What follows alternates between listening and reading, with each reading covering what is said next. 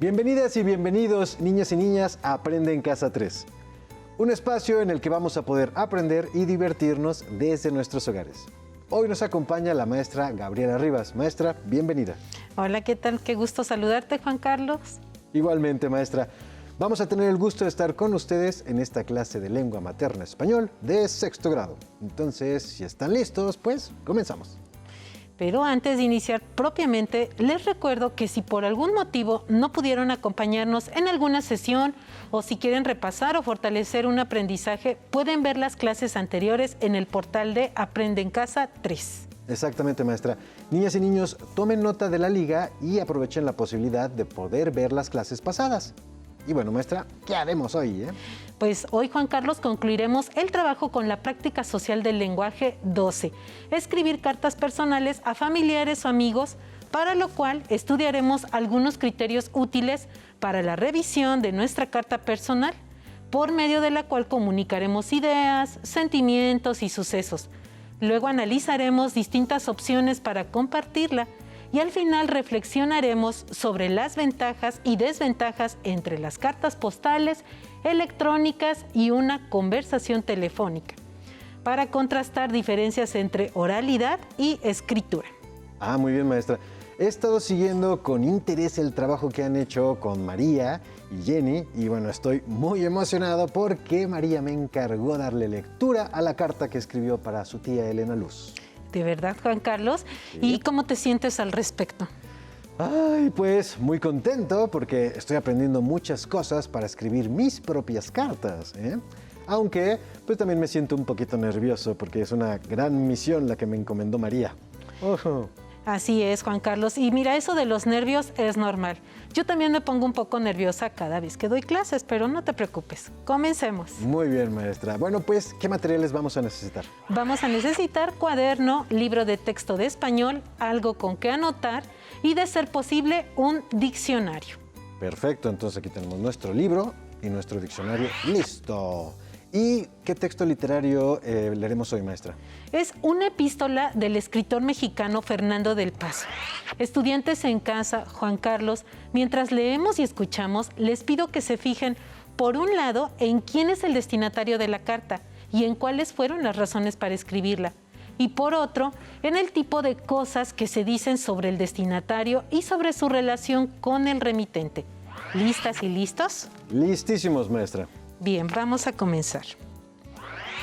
Carta a Juan Rulfo. ¿A que no sabes con qué me salieron el otro día, Juan? Ni te imaginas.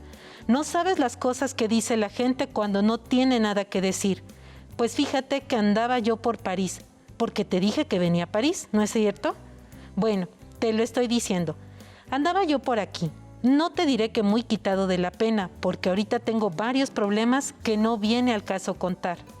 Cuando de sopetón, así de sopetón, me dicen que nos habías dejado, que te habías ido. Mira, tengo que confesarte que cuando me lo dijeron estaba tan hundido en mis preocupaciones, como te decía, que casi no me di cuenta cabal de lo que me estaban contando. Y después, fíjate lo que son las cosas. Esa misma noche yo di la noticia por la radio.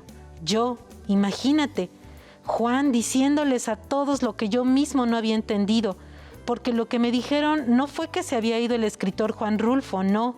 Lo que me dijeron fue que se me había ido un amigo, y yo no lo supe sino poco a poquito, y de repente también, sí, de repente, cuando escuché tu voz, cuando puse el disco de Voz Viva de México de la universidad donde leíste Lubina y diles que no me maten, y esa voz me caló muy hondo, porque esa voz yo la conozco muy bien.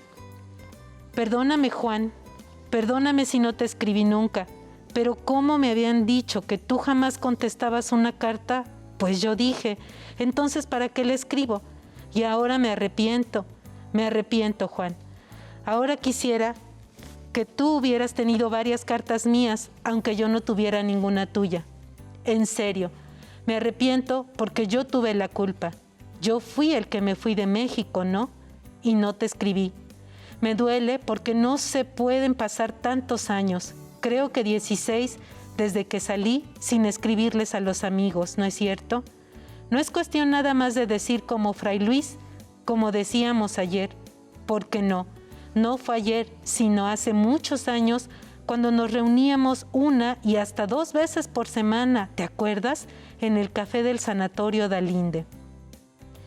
Allí se nos iban las horas. ¡Qué horas!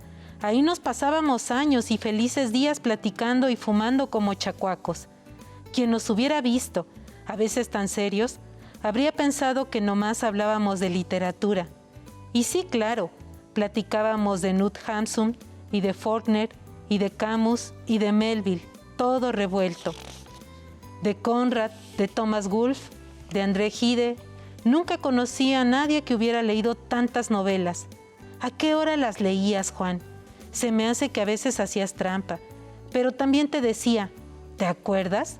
Nos dedicábamos al chisme como 2 comadres, ni más ni menos. Y a veces de pronto tú te ponías a hacer literatura sin darte cuenta. Te ponías a contarme historias que yo no sabía si eran ciertas o eran puras invenciones, o si se iban volviendo ciertas cuando las estabas inventando. Me acuerdo muy bien, Juan, muy bien, como si te estuviera oyendo. Fernando del Paso. Paso Fernando, del amo y señor de mis palabras, artículos, discursos y otros textos sobre literatura, México Tusquets 2015. Estudiantes en casa, Juan Carlos, ¿qué opinan sobre la carta que acabamos de leer? Ay, maestra, me conmovió mucho. La verdad, es muy emotiva la manera en la que Fernando del Paso se expresa de Juan Rulfo y de su amistad con él. Comparto tu apreciación, Juan Carlos. En ese sentido, resulta complicado no estremecerse, aunque sea un poquito, al leer esta carta, tanto como por lo dicho, por la manera de hacerlo. De acuerdo. A mí me impactó en particular el primer párrafo, donde Del Paso le platica a Rulfo sobre el momento en el que se enteró de su fallecimiento. ¿A que no sabes con qué me salieron el otro día, Juan? Ni te imaginas. No sabes las cosas que dice la gente cuando no tiene idea qué decir. Pues fíjate que andaba yo por París, porque te dije que venía a París, ¿no es cierto? Bueno, te lo estoy diciendo. Andaba yo por aquí, no te diré que muy quitado de la pena, porque ahorita tengo varios problemas que no viene al caso contar.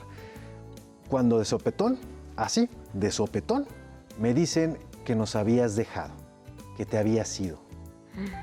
Qué noticia, Juan Carlos. Uy, sí.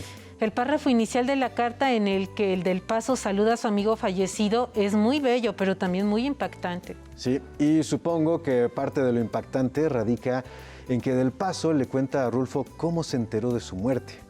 Es algo que, bueno, de hecho, podría formar parte de un fragmento de una conversación casual entre ellos. Así es, no resulta una situación muy común.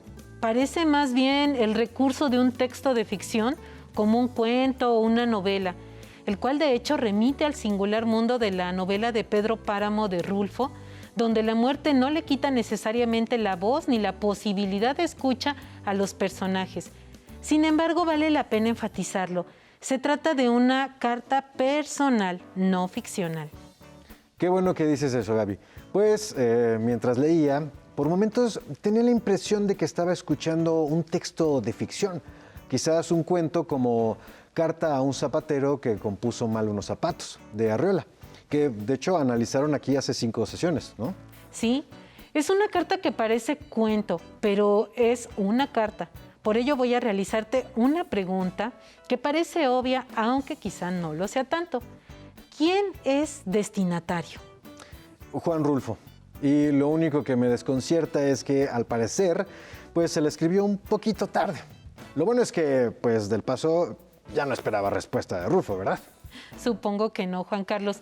De ser así, quizá hubiera asistido a una sesión espiritista en lugar de escribirle una epístola. Pero mejor háblame tú sobre el propósito de la carta. ¿Cuál crees que sea? Pues se trata, no sé, de una carta homenaje. Sí, se trata de una carta mediante la cual Del Paso pretendía rendirle un homenaje personal a Rulfo, quien fue su muy querido amigo y maestro.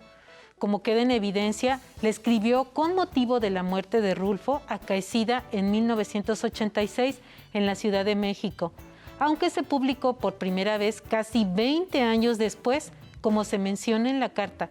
Cuando Del Paso se enteró de la muerte de Rulfo, se hallaba en París y trabajaba para una agencia francesa de noticias con cobertura internacional. De hecho, del paso, fue el locutor encargado de avisar al mundo de habla hispana por medio de dicha agencia de noticias sobre la muerte del autor de El Llano en Llamas. Pues por la manera en que se expresa de él, pues se ve que lo quería y lo admiraba un montón. Para empezar, ¿qué mayor muestra de afecto que la carta misma? Sin embargo, el texto incluye otros detalles que lo evidencian. Por ejemplo, al distinguir al gran escritor del gran amigo, ¿no? Yo, imagínate, Juan, diciéndole a todos lo que yo mismo no había entendido.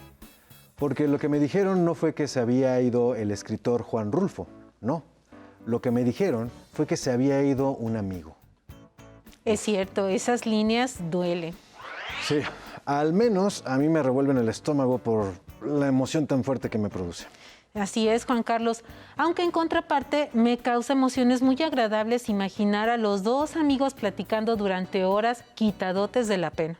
Sí, y Rulfo es presentado como un buen amigo y amante y conocedor de la literatura y gran conversador, aunque también es mostrado como una suerte de personajes de ficción capaz de crear literatura incluso de forma involuntaria, ¿no? Y a veces, de pronto, tú te ponías a hacer literatura sin darte cuenta. Te ponías a contarme historias que yo no sabía si eran ciertas o eran puras invenciones, o si se iban volviendo ciertas cuando las estabas inventando. Esas líneas también remiten al viento que corre por Comala, pueblo que funciona como escenario en la historia de la novela Pedro Páramo, donde entre otras cosas resulta complicado distinguir con claridad el mundo de los vivos del de los muertos. Niñas y niños, ojalá que cuando les sea posible se animen a leer la novela de Pedro Páramo y los cuentos del Llano en Llamas, de Juan Rulfo, entre los cuales se halla No oyes ladrar los perros, que, si lo recuerdan, pues leyeron aquí hace pocos meses. Así es, y seguro que los estudiantes lo recuerdan muy bien, también como tú, Juan Carlos, también como María, y es un gran cuento. Pero volviendo a la carta, ¿qué otros aspectos llamaron tu atención, Juan Carlos? Bueno, maestra, me resulta muy atractivo conocer algunos aspectos relacionados con la amistad que establecieron estos dos grandes escritores. Por ejemplo, el tipo de conversaciones que sostenían, las cuales, según esta carta, aunque abordaban constantemente los temas literarios, se centraban también en asuntos más banales, como el chisme. Sí, es muy simpática esa confesión y la carta incluye otras ideas que podríamos analizar. Sin embargo, como suele ocurrirnos, la falta de tiempo nos lo impedirá. Y pues llegó el momento de compartir con las y los estudiantes algunos criterios para la revisión de su carta personal. Muy bien. ¿Sabes, Gaby? Estuve muy cerca del proceso que siguió María para escribir la carta a su tía, ¿eh? Me da mucho gusto escuchar eso, Juan Carlos. Y por favor, ¿podrías platicarnos cómo fue su proceso de revisión de esa carta? Claro que sí, con gusto. Bueno, primero revisó que la carta incluyera todos los temas sobre los que quería hablarle a su tía y, bueno, se cercioró, de que el orden de sus ideas resultara congruente, ¿verdad? Niñas y niños, si lo recuerdan, Gaby sugirió que realizáramos ese ejercicio la clase pasada. Muy bien, Juan Carlos. ¿Qué hizo después María? Bueno, revisó que incluyera los elementos típicos de esta clase de textos. Fecha, lugar, destinatario, saludo inicial, despedida, firma o rúbrica y deíticos, perdón. Luego, tal como también lo recomendaron, pues leyó varias veces el borrador en voz alta para asegurarse de que fuera comprensible y de que pues, la puntuación estuviera correcta. Y bueno, además, para cuidar el uso de los signos de puntuación, empleó como guía el cuadro que aparece en la parte interior de la página 152, si no me equivoco, de nuestro libro de texto español. Muy bien. ¿Y nada más hicieron eso, Juan Carlos? No, maestra. Después revisó que fueran correctos los nombres y direcciones de la destinataria y el remitente en el sobre, el cual, si lo recuerdan, lo habían llenado aquí. Y bueno, luego, con el afán de seguir puliendo su carta, le pidió a sus papás y a su hermana que la leyeran para que le dieran su opinión. Muy bien, qué interesante. ¿Y qué tan útil te resultó esa parte de la revisión, Juan Carlos? Bueno, pues María me dijo que fue muy útil, ¿no? Ellos pudieron identificar algunos errores de redacción y de ortografía que no había visto y le hicieron algunas sugerencias para expresar con mayor claridad sus ideas. Qué bueno, Juan Carlos. Sin duda, compartir los textos que escribimos con nuestros familiares y amigos y abrirnos a escuchar sus críticas y comentarios pueden resultarnos muy provechoso. ¿Y qué pensó María sobre la manera de enviar las cartas durante la pandemia? Bueno, maestra, pues optó por sacarle una foto a la carta postal y por enviarla provisionalmente por correo electrónico. Dijo que en cuanto sea seguro, la va a mandar por correo postal, por lo que va a acudir a la oficina de correos, va a tener que comprar timbres, pegarlos en el sobre, colocar la carta en el buzón y esperar a que la magia postal ocurra y llegue a su destino. Eso me parece una alternativa muy buena. La opción del correo electrónico es la más segura en este momento, pero como Juan Carlos lo comenta, pueden guardar su carta postal y enviarla después, si no tienen correo electrónico. Y también podrían leérsela por teléfono a su destinatario. Entonces, opciones hay varias. Ustedes evalúen cuáles son las más adecuadas de acuerdo con sus posibilidades, pero sin ponerse bajo ninguna clase de riesgo. Ahora sí, Juan Carlos, llegó el momento de leer la carta de María para compartirla con las y los estudiantes y, por supuesto, conmigo. Perfecto, maestra. Será todo un honor. Muy bien. Pues dice así. Ciudad de México, 7 de junio de 2021. Querida tía doña Elena Luz Meléndez Rodríguez, espero que te encuentres bien y que ya te hayas vacunado. Te escribo esta carta porque quiero decirte algunas cosas que nunca te había expresado con suficiente claridad. Antes que nada, deseo que sepas que me siento muy afortunada de que siempre me tengas presente. Y aunque esto último me lo demuestras cotidianamente de distintas maneras, quiero destacar un acto tuyo que me ha sido altamente relevante en mi vida. Recibir las tarjetas postales de tus viajes. Cada vez que el cartero toca su silbato y las deposita en el buzón de mi casa, me alegro doblemente. Primero, porque sé que en ellas me expresas tu cariño. Y segundo, porque aprendo muchas cosas de los múltiples sitios gracias a las fotos que incluyen y a las descripciones que realizas. Las tarjetas postales que me has mandado han sido como ventanitas hacia los destinos que has visitado y han alimentado constantemente mi deseo por viajar y por vivir experiencias parecidas a las tuyas. Deseo proponerte que en cuanto termine la pandemia y sea posible volver a viajar con seguridad, realicemos un viaje juntas, tú y yo solas. ¿Qué opinas? Si te gusta mi propuesta, podríamos comenzar por definir el destino, para que nos dé tiempo de investigar con calma acerca de los lugares que visitaremos. Siempre recuerdo lo que comentas. Un viaje inicia desde el momento en el que eliges el destino. He pensado en las Barrancas del Cobre, pero no sé si tú ya las conoces. Al menos nunca me has enviado una postal de ahí. Me encantaría que se tratara de un lugar nuevo para las dos. Ya me dirás qué piensas. También quiero platicarte que gracias al trabajo que estamos realizando en la asignatura de Lengua Materna Español en Aprende en Casa, he conocido muchas cosas. Así comencé a descubrir, por ejemplo, el vasto mundo del correo postal y las cartas personales, el cual es bastante ajeno para mí, ya que solo empleaba el correo electrónico. Te propongo que cuando sea seguro utilizar el correo postal, recurramos a él con mayor regularidad para comunicarnos entre nosotras. Aprovecho para compartir contigo algunas cartas literarias que hemos leído en clase y que transcribí para ti en las otras hojas que hallarás dentro del sobre, de Fyodor Dostoyevsky, de Rainer Maria Rilke y Juan José Arreola. Estoy segura de que por el profundo amor que sientes hacia la literatura, las disfrutarás al máximo, al igual que yo. Por favor, sigue cuidándote mucho y piensa en mis propuestas. Quedo atenta a tu respuesta. Tu sobrina favorita que te extraña un montón. Señorita María Meléndez.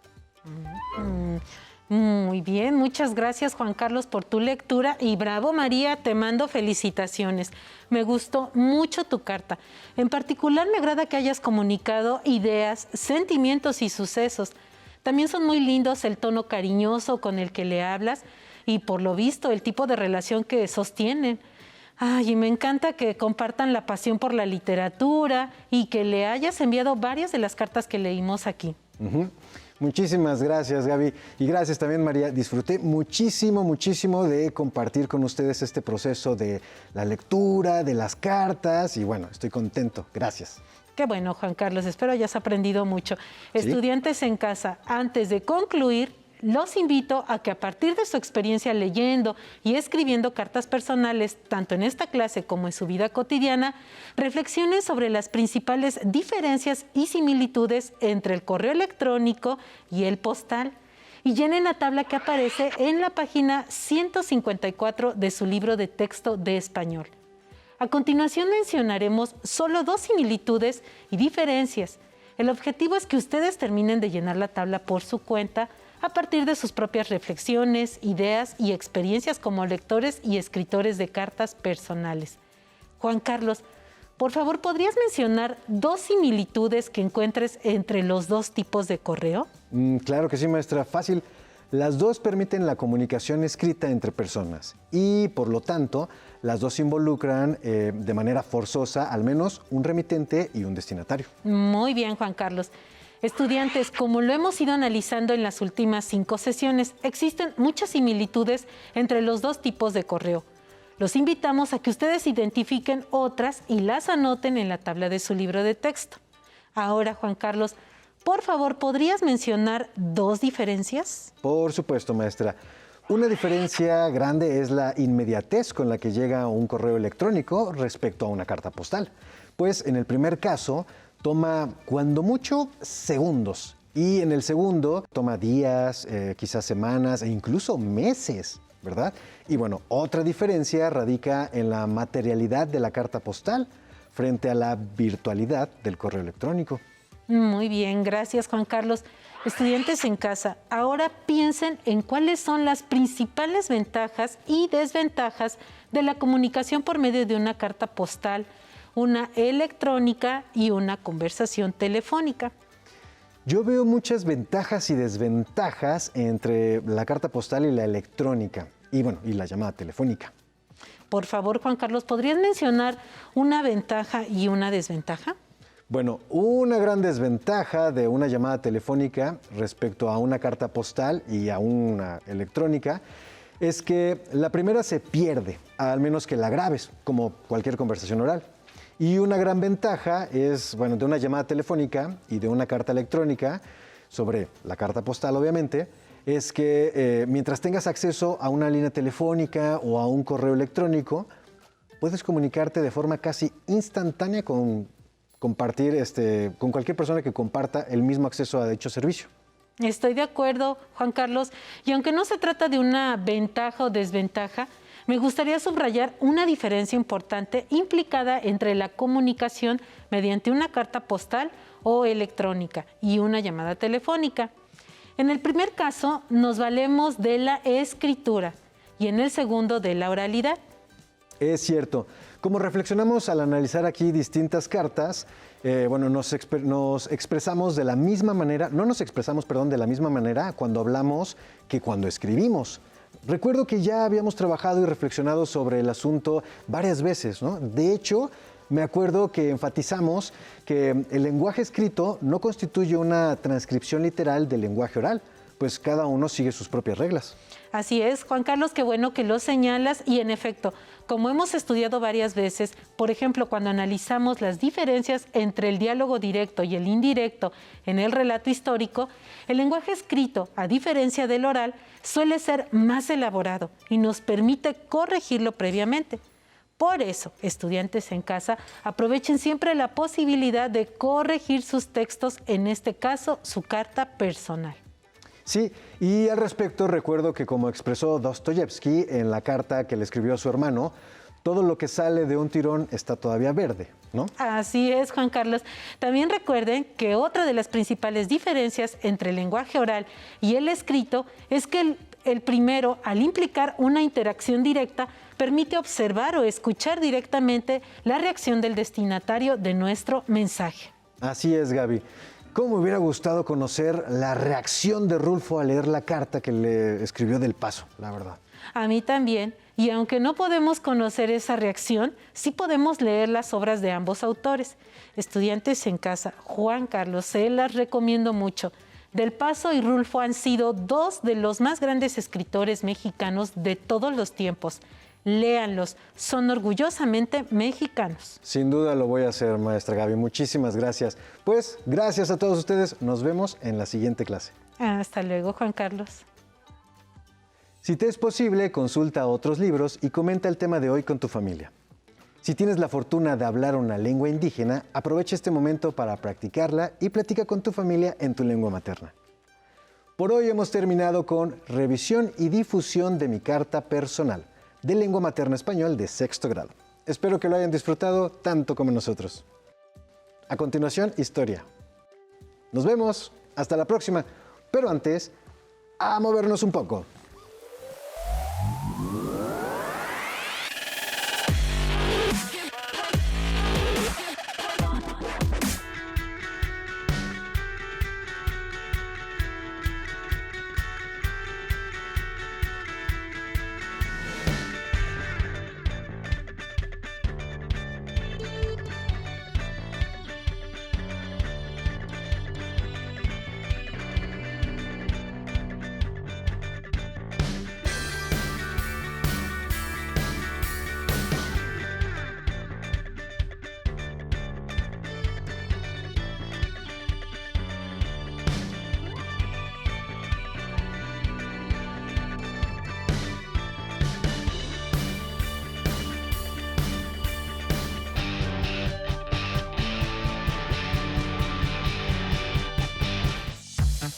Si no tienes el libro de texto o necesitas ayuda para responder las preguntas, contáctanos.